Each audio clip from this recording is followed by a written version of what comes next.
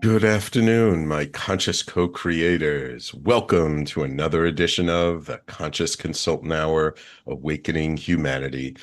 Yes, if those of you who regularly tune in, if you feel like my voice feels a little different, I do have a bit of a chest cold. My energy is a little low today, but I'm still committed to bringing our show to you live every week.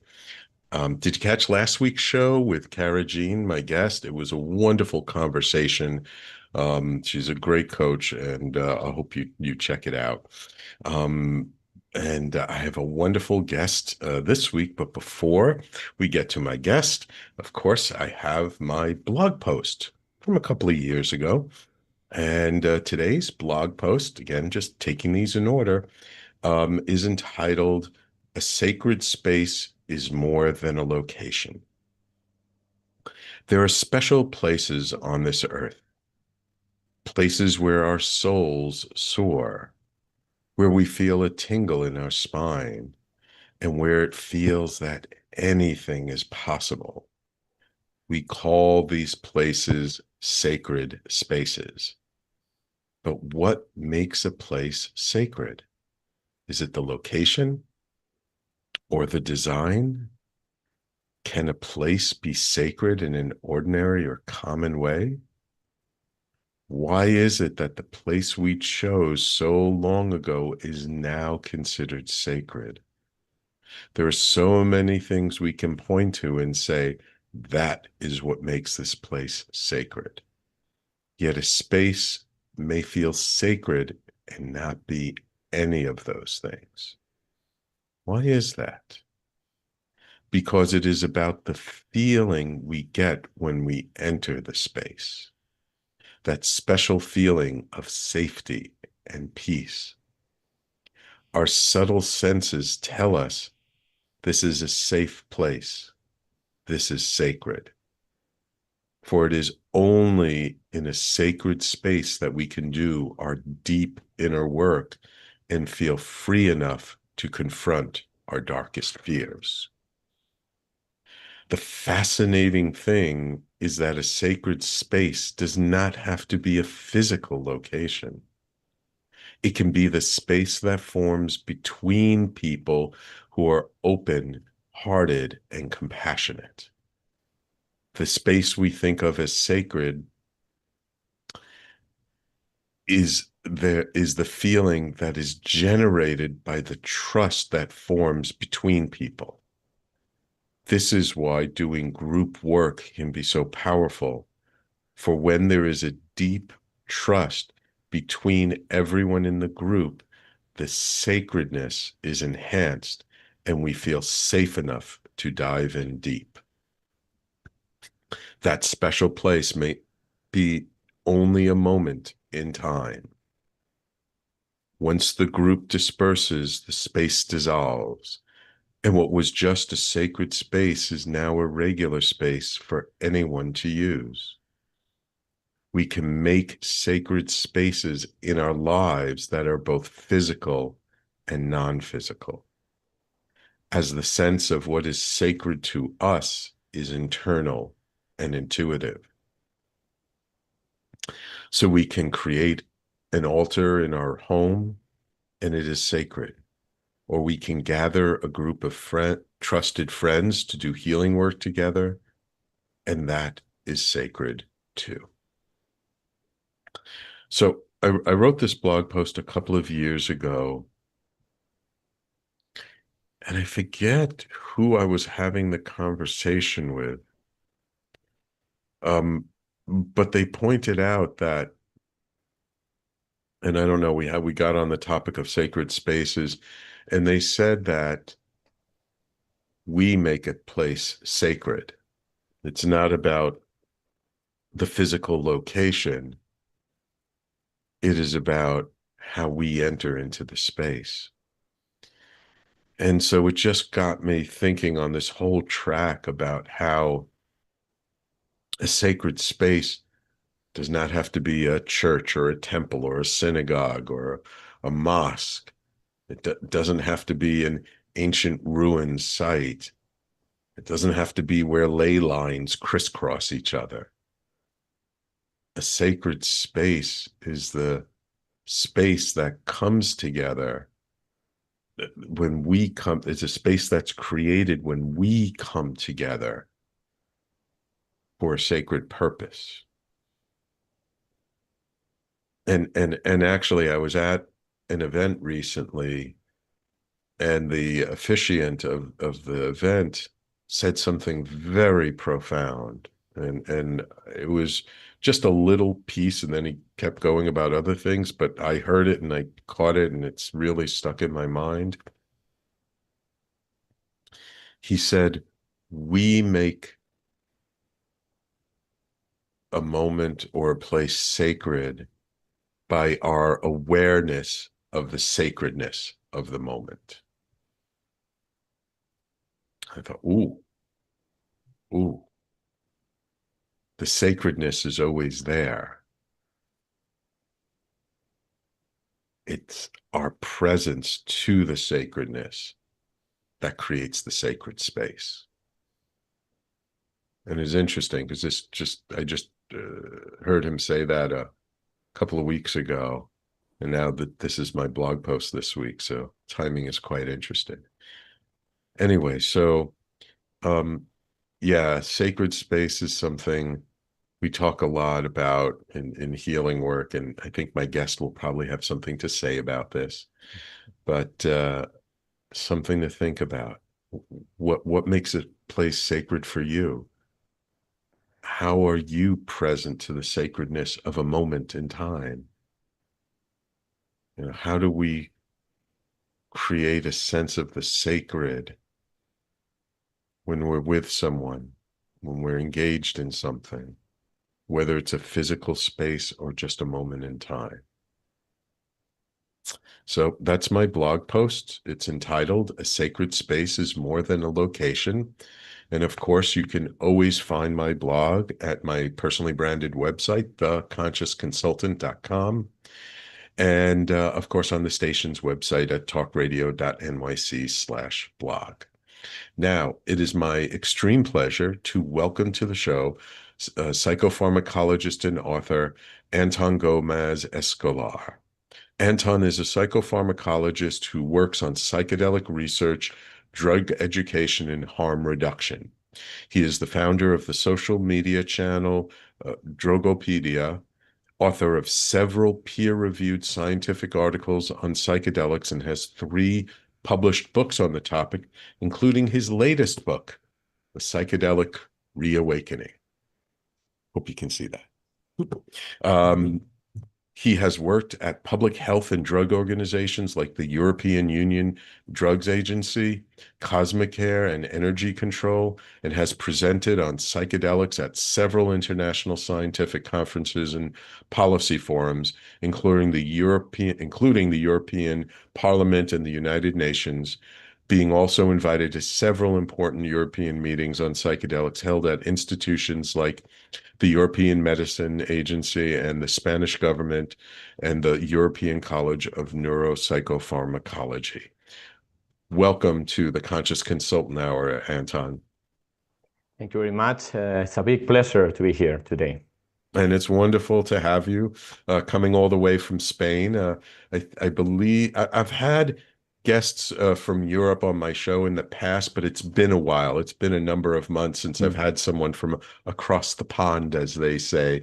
So I'm glad you're here with us today. I'm curious, like as a psychopharmacologist, I mean, there are many different directions that endeavor can take someone. What got you so interested in psychedelics, and what motivated you to really become an expert on the topic to the point where you're writing papers and books about it? Well, that's a great question because originally I was not someone that was very inclined or very interested in drugs in particular. But as I became older, as I was in my teenage years, I started to become more and more interested about these substances that were able to change our mind, to change the way we think, to change the way we behave, and to me it was very interesting to have like molecules or crystals or different substances that were able to change human mind and to change human behavior. So I got more and more interested in this topic until I started suffering from a quite major depression, unfortunately. And I had the opportunity to try most of the legal treatments for depressions, including like serotonin reuptake inhibitors, also anxiolytics, benzodiazepines, on all these substances. But I didn't felt better after using them, so I was still suffering a lot at that time. I'm talking about maybe 15 years ago, 20 years ago. So a good friend of mine suggested me to try a new approach that has been used in the past in United States and other places of the world, but that unfortunately nowadays was illegal. But he knew someone who was working in a trial in order to investigate whether or not these substances had efficacy and safety for treating depression, anxiety, post-traumatic stress disorder, addiction. So I was very happy. I enrolled in this study, and I was completely mind blown when with just one session of psychedelic-assisted psychotherapy, I completely changed my way of thinking, my way of feeling about the world, and most importantly, the way I was feeling about myself. Yeah. So after only one psychedelic-assisted psychotherapy session, I completely changed the way I was feeling. And it was a turning point because I never felt sad or empty again after that day. So I was so impressed with the efficacy and the potency of these substances, of these experiences, that I decided that I wanted to fight in order for other people that were probably in situations that were much more terrible than mine, that people, maybe suicidal people that were like suffering a lot, to have access to these treatments someday. Always through the science, always through the legal pathways, but to have this possibility of fighting for a better and more secure and more efficacious treatment for mental health for people suffering from these conditions. No? That was the moment, I would say, I changed completely my mission in life, because prior to that, I was kind of lost. I didn't know what to do with my life. I work in many different areas. I was a happy guy anyway, but still feeling that there was something lacking inside me, like a mission, like a direction. And after this experience, where I felt things different, where I saw many things that I wasn't seeing in my daily life, I completely decided that I wanted to fight for this thing to become a reality. I wanted this psychedelic-assisted psychotherapy to become a reality someday. And I'm happy to say that nowadays I'm feeling that we are getting closer and closer to that mission. Yeah. I'm curious, just what substance did they use on the trial and what dosage? Well, it was a trial using two different substances in different moments. So it was not two at the same time. So my first approach was using MDMA to, like, in my opinion, it was the perfect choice, because as someone who has never had any mind-altering substance aside from alcohol and maybe cannabis, I needed to have like a soft introduction to the topic, and MDMA provided that. And also MDMA helped me a lot to reconnect with myself, to reconnect with others, to reconnect with my family and with people that I was feeling they were far away from me, but in reality, I was just, it was me that I was keeping them like aside. No? So that realization was amazing, and was only with MDMA. But after that, I had a session with a high dose of psilocybin mushrooms. That one was completely mind-blowing, was extremely powerful experience, very deep, very strong. And that one, to me, was like the one that really made the changes in the inside of my core, of myself, of the way I think, of the way I see the world. No? But both experiences, in my opinion, were very useful. And I can't credit any of those for having all the value, but I guess both in combinations were really, really good for me. And that's why I wanted other people to be able to have access to these therapies, because probably a lot of people can find amazing results with these therapies as well. And don't forget that we are nowadays in a mental health crisis all around the world. Yes. So it's nothing. We can't compare this with what happening in the 50s or 60s or 70s, where of course there were mental health problems, but it was not the first main problem when it comes to harm to society. But nowadays, mental health issues are the number one reason for people having incapacities or difficulties working, or having trouble in fulfilling a good life. So I think we are in a different context, and now we really need to go after these new treatments in order to find alternatives that might be much more efficacious than the ones that we already have, that unfortunately are not very efficacious many times, and we end up with a lot of chronic patients. Yeah, wonderful. I got a lot of questions for you because I've had many guests come on talk about psychedelics, but you're the first one that can talk about it from a very scientific and technical point of view. So I want to ask you some technical questions, but I want to try and keep the answers not too technical for our audience. Okay. So we're going to take a quick break. And when we come back, I've got millions of questions. We probably don't have enough time in the show to get to all of them. So everybody, please stay tuned. You're listening to the Conscious Consultant Hour, Awakening Humanity. We're speaking this hour with Anton Gomez-Escolar, author of the book, The Psychedelic Reawakening, and we'll be right back in just a moment. Are you a conscious co-creator? Are you on a quest to raise your vibration and your consciousness? I'm Sam Leibowitz, your conscious consultant, and on my show, The Conscious Consultant Hour, Awakening Humanity, we will touch upon all these topics and more. Listen live at our new time on Thursdays at 12 noon Eastern Time. That's The Conscious Consultant Hour, Awakening Humanity, Thursdays, 12 noon on talkradio.nyc.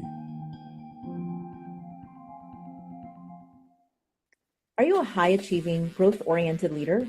Are you interested in developing your authentic leadership while creating a healthy, inclusive workplace? Hi, I'm Dr. Mira Brancu, host of The Hard Skills on talkradio.nyc at 5 p.m. Eastern on Tuesdays, where we discuss how leaders develop the hard skills needed to make a greater impact. We interview experts, have live coaching. Pauli, ¿me traes una pinza? Listen to The Hard Skills on Tuesday at 5 p.m. Eastern on talkradio.nyc. Are you a purpose-driven individual looking for deeper healing, clarity, and growth? Welcome to the Expansion Room, a transformative space for purpose-driven individuals. I'm Siobhan Larice, host, licensed therapist, and coach. Join me every Wednesday at 5 p.m. Eastern Time on talkradio.nyc. You're listening to Talk Radio NYC. Uplift, educate, empower.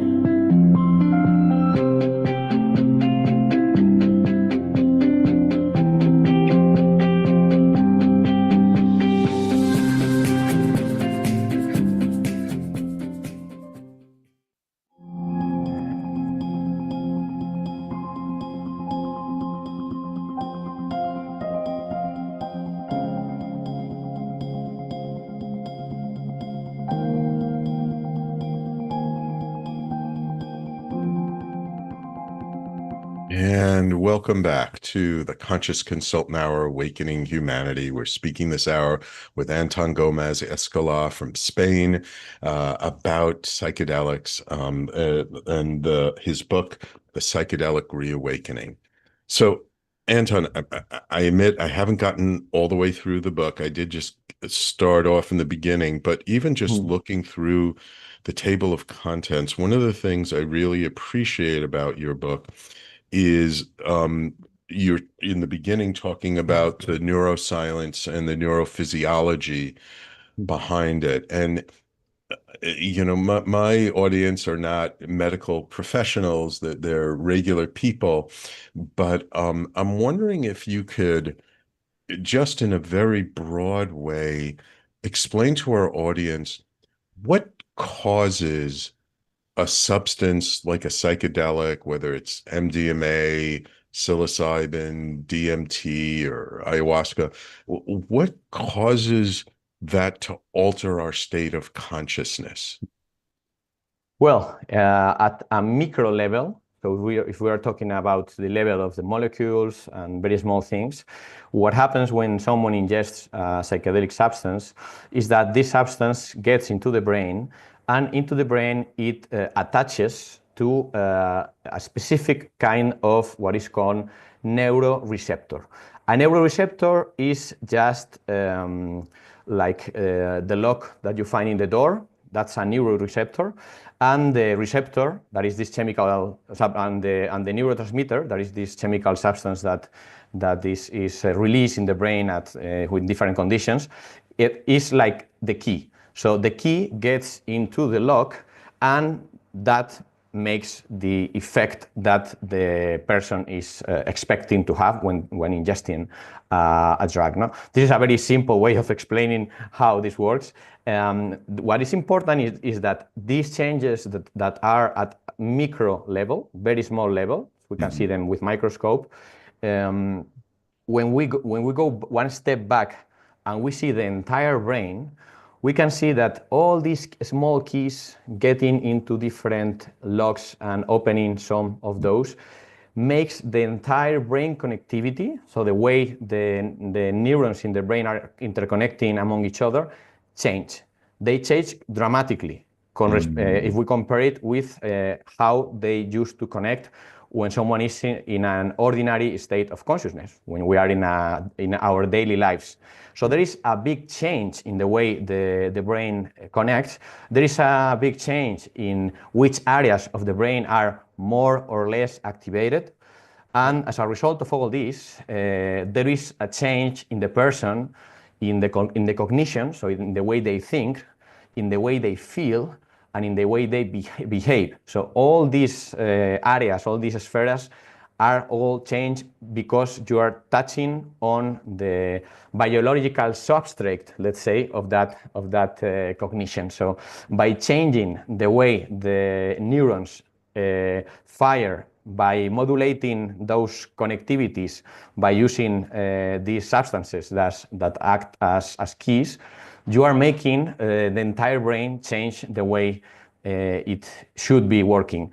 And you enter into a new state, where equilibriums, balances of different areas are different, where you have, for example, synesthesia, you have this mixing or melting of different senses, like I'm tasting color, or I'm smelling, I don't know, a color as well. Yeah. So all these things happen because the brain is suffering a big change in connectivity, in electrical signaling, for a few hours, mostly, for during the time of the psychedelic effect. What it also happens is that at a morphological level, so at the level of the neurons, we can see that also there are changes happening there because of the psychedelic effect.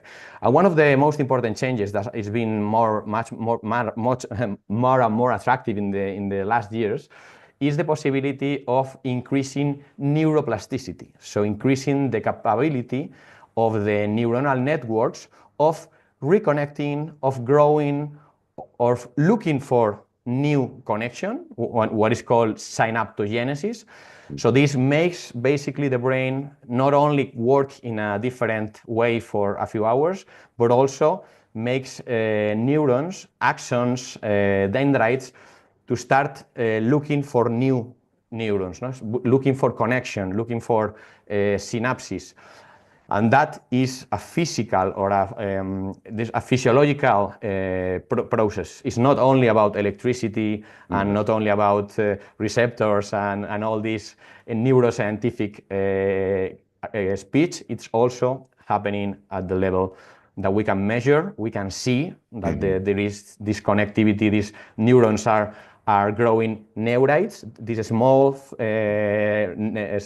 cords that are looking to connect with a different neuron, no? And this is really, really promising because we have a lot of mental illness problems related with conditions like, for example, the inability of the brain to adapt to harms or changes. For example, in the case of Alzheimer's disease, it would be extremely useful if we can use a substance that promotes neuroplasticity and allows the brain to recover from the harm that is being already done, or at least to onset or to retard the beginning of the symptoms of the illness. No? But also we are having a lot of potential for these substances to be used in a very controlled settings, like, for example, psychedelic-assisted psychotherapy settings, for the treatment, especially of depression, especially in people that didn't find benefit from the conventional treatments, as myself. That was my case in particular. I wasn't having good results with the conventional SSRIs and all these antidepressives, and I had the wonderful experience, life-changing with psychedelics. But also things like anxiety, things like post-traumatic PTSD, very important, especially with MDMA. That one is working really good in terms of the results and the safety profile. And also, and this is especially interesting for me, to fight against addictions. So we can frame it as worst against worse. Drugs against drugs, sorry. Having this possibility of having drugs that can fix people that is addicted to other drugs. So these are the main potential areas that we are now exploring, and I have to say this is very promising and it's very exciting at the same time. It's been many decades without any big development in the field of mental health. We are still working with the same tools that we knew 50 years ago, but now at last it looks like we're going to have access to tools that might help us to curb down that epidemic in mental health. Absolutely. I know from my wife, who's a psychotherapist, they call it treatment-resistant depression, right? They try and this is what happened to you. They try all these different treatments and nothing seems to be able to make a lasting change. And they found that different psychedelics have been very effective in treating treatment-resistant depression, as well as, many other conditions, as we said. We just got a minute before break. I'm just going to mention this, and then when we come back from break, we'll talk about it. And that is the idea of the default mode network. That this is something that has really come to be understood in the last 20 years or so. And that's something that psychedelics really affects and changes. So when we come back from break, let's talk about that. What is the default mode network? And how do psychedelics change it and why? Okay? Awesome. So everyone, please stay tuned. You're listening to the Conscious Consultant Hour, Awakening Humanity, and we'll be right back with our guest, Anton Gomez-Escolar, author of the book, The Psychedelic Reawakening, and we'll be right back in just a moment. Misalignment within your sales team or with the client stalls deals and creates unnecessary friction for you and the client, resulting in up to 37% lower win rate. If you're in pre-sales, sales, sales management, or sales enablement, and you'd like to increase revenues, win rate, margins, client satisfaction, and stay competitive, this show is for you. Hi, I'm Art Fromm, host of the Making Seamless Sales Show. Please join me live Thursdays at 7 p.m. Eastern on talkradio.nyc.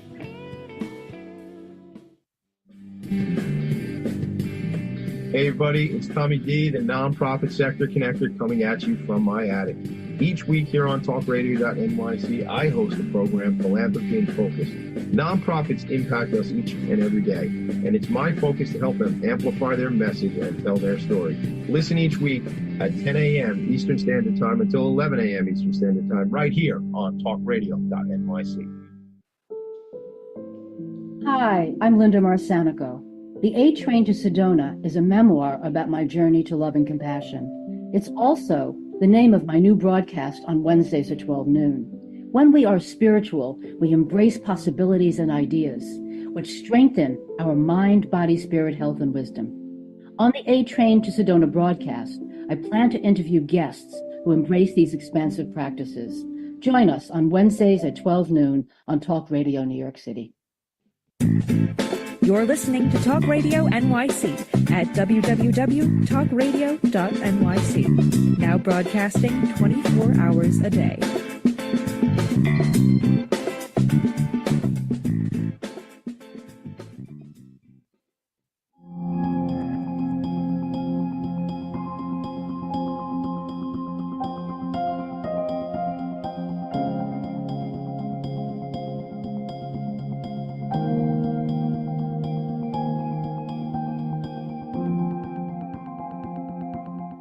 And welcome back to the Conscious Consultant Hour, Awakening Humanity. So Anton, one of the recent developments in the field of psychology that they've come to understand that there's this thing called the default mode network that controls a lot of our behaviors. What is it, and how come psychedelics help to change that? Well, the default mode network is a functional network. So it's a network we have in our brains that we know because we can see how firing gets together. Like we can see that they fire together in these different areas in particular. And it's related to many processes in human brain. For example, we see that the default mode network is activated when we are engaging in nothing. So we are not doing nothing. We are just daydreaming, thinking about our things or whatever. So in that situations, the default mode network is activated. There's also activation when we are referring to ourselves. So we are thinking about us, myself, my story. And all this made people think that the default mode network is probably connected with the ego. The concept of the ego might be located in this default mode network. And also it guards, or it's in charge of building the models about how the world works. So we use the default mode network as a place to keep our egos, and also as a place to keep our beliefs about how the world works, what happens in the world, everything. It's very interesting because when we see, for example, people suffering from depression, people that is suffering from depression, from addictions, anxiety, they tend to be people that have the default mode network overactive. So it's overactive. It's very, very awakened, and it's working a lot. Meaning that this default mode network is probably preventing them to see the world as it is, and is imposing a worldview that is coming from within, probably very contaminated or polluted by the self-assumptions or beliefs of the person itself. So if someone has a very activated default mode network and is suffering from depression, what we have seen is that by deactivating that default mode network, by doing different activities that force that default mode network to switch off, the person is more engaged in the moment, in the here and now, is tends to be happier and tends to be much better than when it's only daydreaming and thinking about stuff that is inside your brain. No? And this is very interesting because we can draw this parallel to a lot of mental health conditions, because in many of those conditions we find this overactivity at the default mode network, and the person is all day ruminating, thinking about the same negative thoughts once and again and again. So I would say that the default mode network is the network that is in charge of things that are not happening here and now. When we are here and now, when we are connected with the present moment, when we are connected with our surroundings, with ourselves in this present moment, then the default mode network is not working as much as in other moments of the day. So in that regard, psychedelics, what they try to do, most of them, is to diminish a lot the activity in the default mode network. And by diminishing this activity in the default mode network, you can see these phenomenological experiences, like, for example, the ego death that a lot of people describe when they take psychedelics, or, for example, the dissolution of the identity of the person. The person is no longer knows who he is or where he is, all that kind of information. This is one of the most interesting mechanisms of action of the psychedelics, because when you switch off the default mode network, that is also a network that is kind of keeping order in the brain. So it's like deciding what happens in this area and this other area. It's like the big policeman or the big brother inside the brain.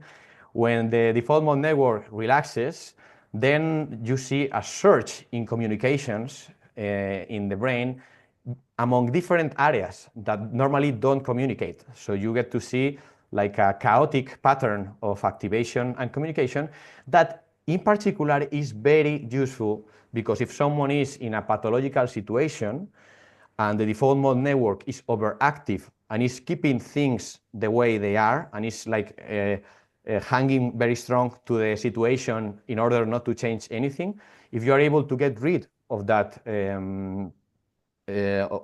network, then the brain is way free. It has more freedom in order to start new patterns of communication, to draw new conclusions that were impossible in other moments, to see things different, to think outside of the box, as you guys will normally say in America. So all these processes are usually very controlled by the default mode network. And once you get rid of that, or you just diminish the activity or discoordinate the network, then you start having other very positive things happening that were not happening because of this default mode network. So I would say that the default mode network is very important for us as a species. It's very important for survival. It's very important for self-reflection, for many things. But when someone is in a situation where they need to improve their mental health, they need to make big changes in their life, they need to have this kind of treatment, the default mode network could be one of the main problems to address at the beginning. And this is why psychedelic-assisted psychotherapy is such an efficacious and powerful tool to use, because it attacks, among other areas, it attacks especially the default mode network and recalibrates it in a way that the person, when it comes back from the trip, they are still, of course, the same person that were taking the trip. So nothing dramatical has changed inside their brain, but it's true that they are more relaxed, more open, more willing to see the world in a different thing, with different priorities in their lives. And all this is because of this softening of the activity of the default mode network. So it sounds like if someone has a condition like they're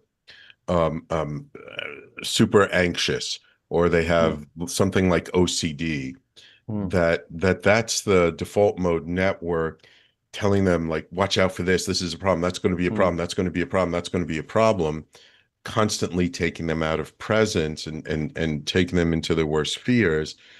And when they ingest the psychedelics, that suddenly that default mode network is now lessened. So now they're not thinking about all the different things that could go wrong, and they're more able to just be here now, as the expression goes. And suddenly there's more peace, more calm. And that peace and calm, though it might not be as intense during the afterwards than it was during the experience, that even afterwards, there's more peace and calm than they had before the experience. Yeah, sure. And also keep in mind that I haven't talked about a lot about this, but when we're dealing with the models that we build about the world that surrounds us, there is a process that starts when we are babies, very young babies, and it develops through all our life. These models are like lenses. When we, for example, discover that if I throw a glass, it falls to the floor and it breaks, then this is a kind of thing that is going to be always there telling me or predicting that this thing is going to happen.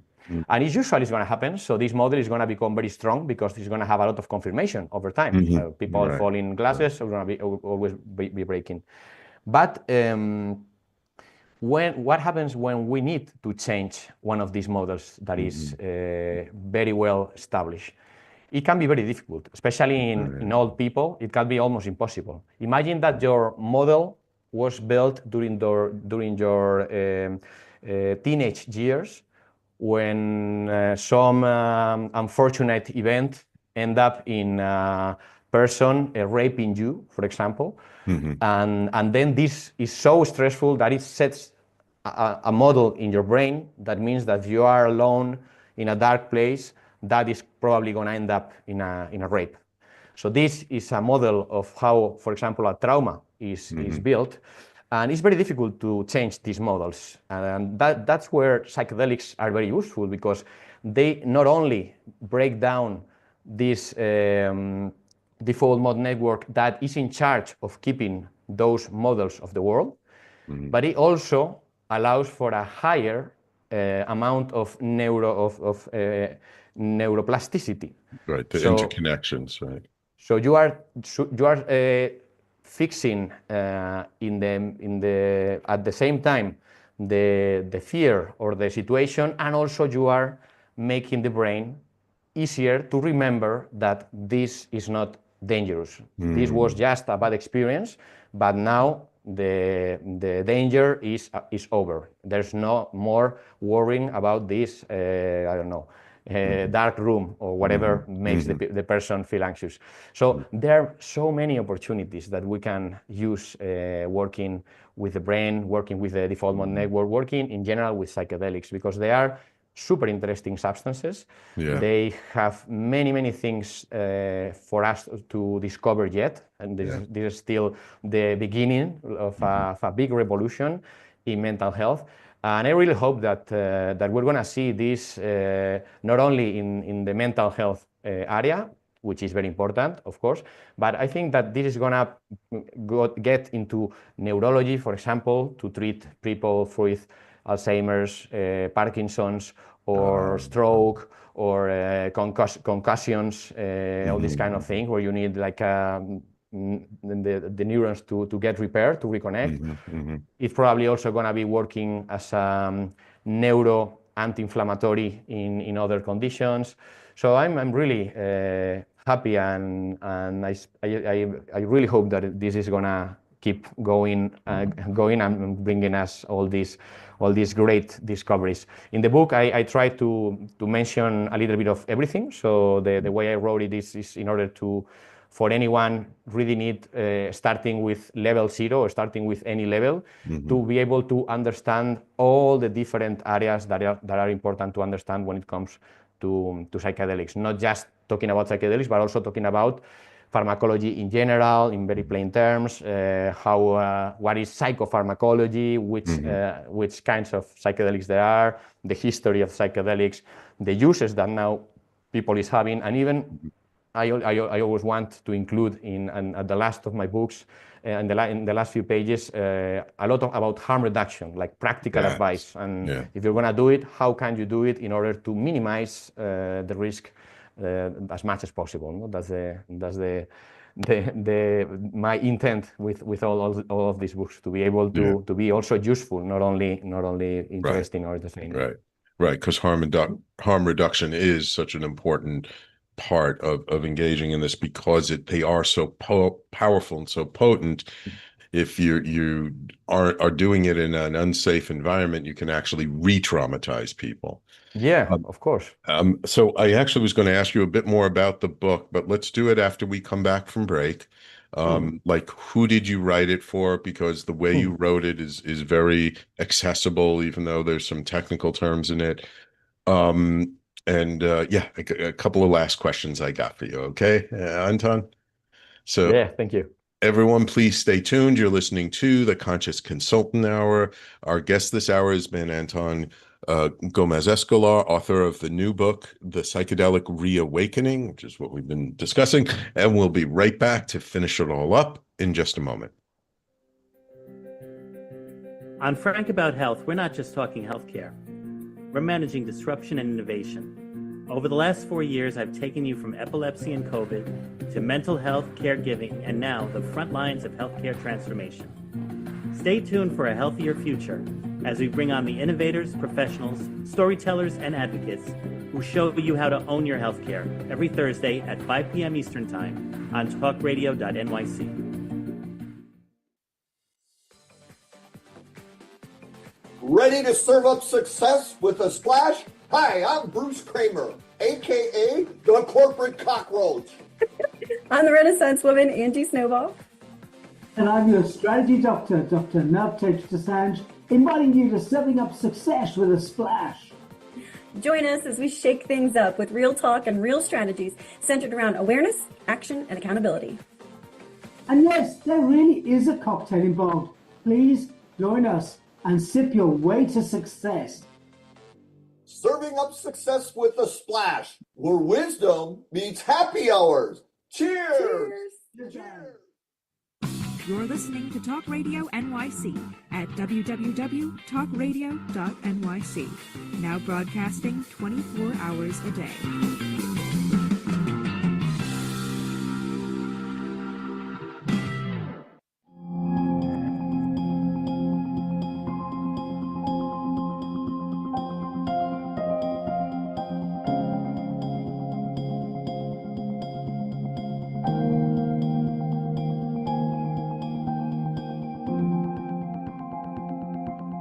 And welcome back. So Anton, one quick question about your book. Why did you title it The Psychedelic Reawakening? And make sure you unmute yourself. You got to unmute. Yeah, sorry. Yeah. Can you hear me now? Yes. Yeah. Well, the thing is that I wrote a book in Spain that was called The Psychedelic Renaissance, which is a term that is quite common these days to refer to this last push of the psychedelic science becoming mainstream, becoming something everyone knows about and everyone is excited about. But in the case of writing the American book, I thought that first of all, this word is now very used there, so it's quite common in the editorial market, like the Psychedelic Renaissance. So I wanted to find something original, but that reflects somehow the idea that psychedelics has been awakening for quite a few times. It's not the first time that they awake. It's not the second time that they awake. Yeah. And I really hope this is going to be the last time that they awake, because I hope this is going to be the main one. But for the time being, what we know is that this process of psychedelics appearing, psychedelics becoming important, psychedelics being very interesting for the society and using them and everything has happened a few times in the past. So I just wanted to use that title of the book to make this point, this point about this is reawakening again, because it was awakened in the past in some times, but this is like the reawakening, hopefully the final reawakening for a much better and much longer use of these substances for the betterment of humanity and mental health, especially. Yeah, absolutely. And the book is a very comprehensive book. You touch upon a lot of different aspects. You touch upon, some very technical aspects. Who is the book written for? Is it written for professionals who want to become psychedelic assisted therapists? Is it for facilitators? Is it for the average person who just is curious about psychedelics? That's a great idea, because at the beginning I wasn't sure who could be my goal reader, and I spent quite time thinking about what could be the best idea. And finally, my decision was to write the book in a way that is accessible for everyone, let's say with a minimum school level knowledge, I would say, but also allow for some specific areas of the book to grow a little bit more and get into a more technical arena. So meaning that everyone can read that book, everyone can enjoy that book, but probably people reading it from a less academical background will enjoy and get and understand well the general idea. And people that is coming from a higher academic level probably will find that aside from the plain language and everything, they have also things that are more complex and more in-depth in specific places of the book, no? But, well, I wasn't trying to make the book only for one kind of people or only for the other. I was just trying to melt both kind of interests of both kind of people in order to have something that could be useful for everyone. And that's what I tried. I hope I can kind of succeed, but not sure for the time being. But I hope people will like it no matter what their background or academic level is. Yeah. I find it very accessible but comprehensive, so I think it can touch a lot of people. And I highly encourage people who are listening, if you have any interest in psychedelics or you want a deeper understanding, to pick up the book.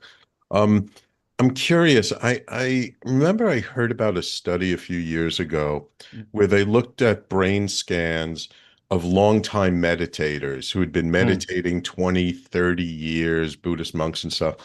And they found that there were some similarities to people who engaged in psychedelics in terms of the density of the neural activity and stuff. I'm curious about why you think that would be, and what that correlation might be. Well, I think that this is a very normal result to find in a study like this. I mean, it's something that a lot of people was expecting to find, because if you think about it, both meditation and the use of psychedelics share a lot of characteristics in common. Of course, the methodology is very different. It's not the same ingesting a substance wherever you are and having like a very strong trip than just sitting for some minutes or even hours, focusing on your breath and trying to be there and to disattach from your thoughts and everything. But if you go to the brain, if you see what happens in the brain, you see that the processes happening are very similar.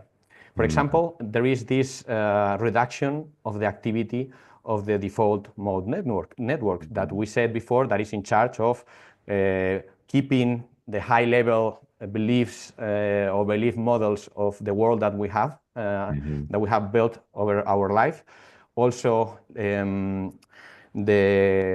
you see like how the brain can get very calm in a state where the frequency of electrical signals of the different neurons is low, but also the person is not sleeping, so is there, is feeling the be here and now. So this idea that psychedelics can make you feel here and now and can stop any kind of rumination that might be in your brain for whatever that you're thinking about, or any preoccupation that you can have in your head. Psychedelics and meditations both are able to get you there. But the difference, in my opinion, and this is a very important one, is that when someone is already having problems because they have a pathological situation, like, for example, depression or anxiety, it's very difficult to train that person into meditation as a way to improve. It's much easier to give them a psychedelic for them to have the experience and to have all the benefits that we have been talking about, and later, after that, when the person is feeling better, to start building the skill of meditation. Because meditation is a skill that you cannot develop while you are in a bad place, or it's very difficult to develop when you are in a bad place.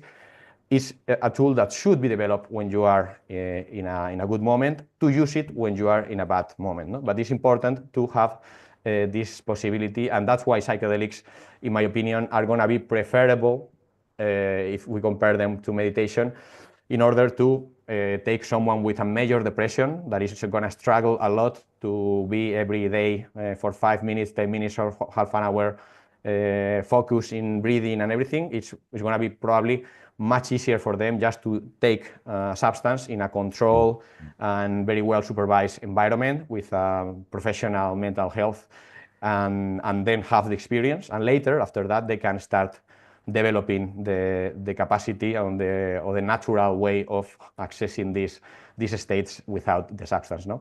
Anyway, the depth and the intensity of the psychedelic experience is still way higher than the depth and the intensity of the meditator achieving that thing. No? But it's very interesting to see that there is a mechanism that is shared by these two different techniques. And this points out to a very interesting also path, that is the path of why do we have these things in our brain, name it neuroreceptors for psychedelics, or for meditation.